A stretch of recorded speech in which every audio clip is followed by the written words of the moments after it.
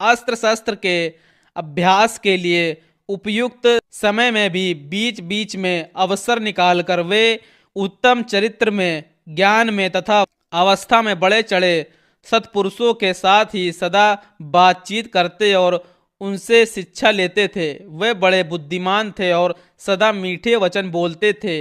अपने पास आए हुए मनुष्यों से पहले स्वयं ही बात करते और ऐसी बातें मुंह से निकालते जो उन्हें प्रिय लगे।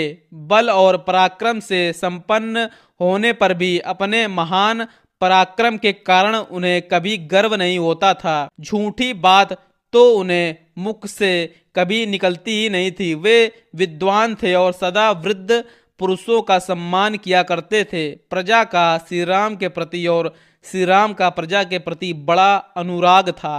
वे परम दयालु, क्रोध को जीतने वाले, ब्राह्मणों के पुजारी और उनके मन में दीन दुखियों के प्रति बड़ी दया थी। वे धर्म के रहस्य को जानने वाले, इंद्रियों को सदा वश में रखने वाले, बाहर भीतर परम पवित्र थे।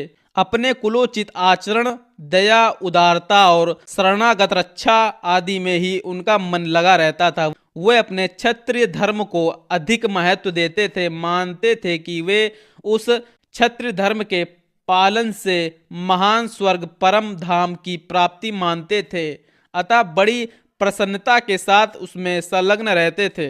अमंगलकारी निषेध कर्म में उनकी कभी प्रवृत्ति नहीं होती थी। शास्त्री विरुद्ध बातों को सुनने में उनकी रुचि नहीं रहती थी। वे अपने न्याय युक्त पक्ष के समर्थन में बृहस्पति के समान एक से एक बढ़कर युक्तियां देते थे। उनका शरीर निरोग था और वो स्वस्थ तरुण थे। वे अच्छे वक्ता, सुंदर शरीर से सुशोभित तथा देश काल के तत्व को समझने वाले थे। उन्हें देखकर ऐसा जान पड़ता था कि विधाता ने संसार में समस्त पुरुषों के सार तत्व को समझने वाले साधु पुरुषों के रूप में एकमात्र श्री राम को ही प्रकट किया है।